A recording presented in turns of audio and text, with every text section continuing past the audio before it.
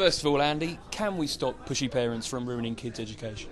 Yeah, I think we can, and all we need to do is take away their reason to push.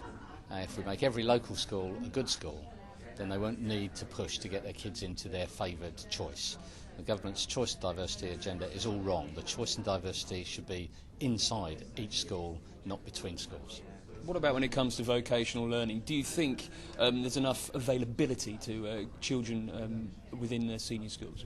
Okay, well, I think that there's a completely false divide between academic education and vocational education.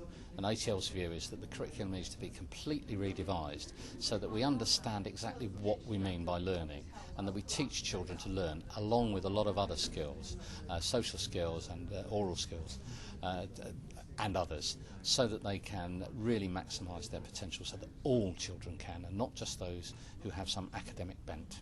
I suppose parents have to be educated on the value of this as well. Absolutely.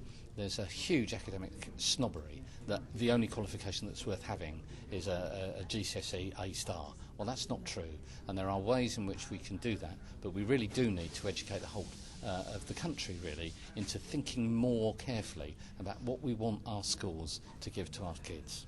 Do you think parents, though, can ever truly be dispassionate about this?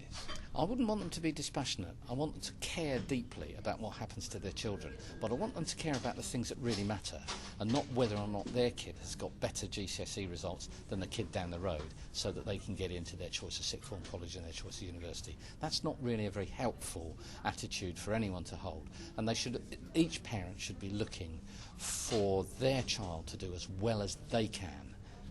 Do you think the teachers are maybe too scared to tell parents that they may be wrong in pushing their children?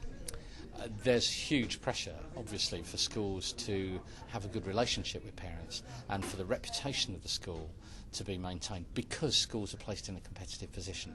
And it would be very nice, I agree, if parents could see teachers as professionals to whom they could go for advice about how best to help their children.